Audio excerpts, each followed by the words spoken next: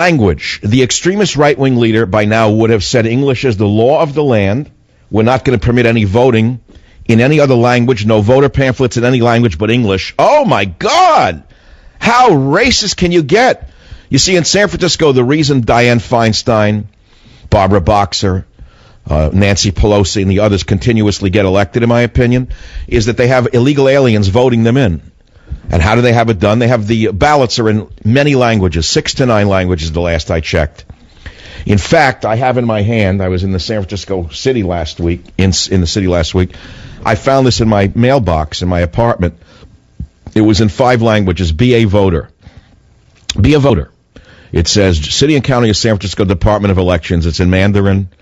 It's in another Chinese language, probably Tagalog. It's in Participe y vote. ¿Esta es inscrito? Question mark. And then you turn it over. And it says, register to vote or update your registration with a phone number. So in other words, you can call in and say you're a citizen.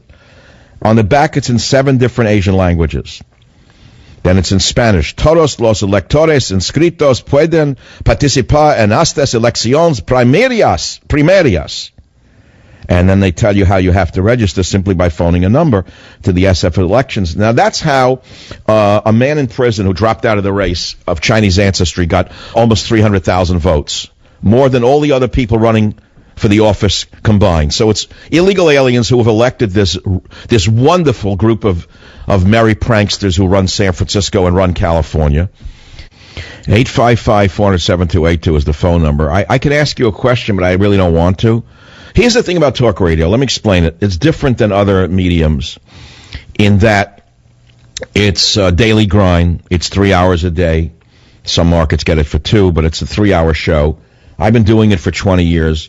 This is not my first career, but it is my last career. I'm the author of 28 books. I have a real PhD from the University of California, which I'm extremely, extremely proud of because it's a real PhD as opposed to the type that liberals give to each other. Honorary degrees for donations and whatnot. And I worked very hard to achieve what I have. And I have a very, very strict view of the world. Extremely strict view of the world. And the fact is that unless my view of the world comes to be seen as the norm, we're finished as a nation. We'll never survive. And I'll make another statement. What I profess on this show on a daily basis and have done so for 20 years has now been accepted in Europe for the future of France and England. They have said no to internationalism. They have said no to the EU. They have said no to the abandonment of their own borders, language, and culture. The English voted overwhelmingly 10 days ago, but you wouldn't know that if you simply only read the New York Times, who buried the story. The English and the French just said no to Obama's vision of the world.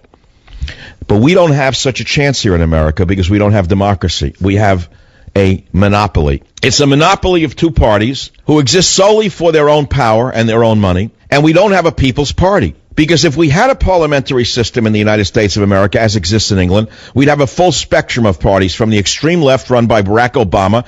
It would probably be called the People's Labor Party. And on all the way to the other side, we'd have people representing right-wing views, and we'd have things in the middle, whatever. We'd have a Christian Democrat Party, and then the people would have a real choice. Right now, we have no choice. If there was a real choice, we would vote both parties out, and we would also detach ourselves from the disassociation of our own national identity. Be right back. Joy.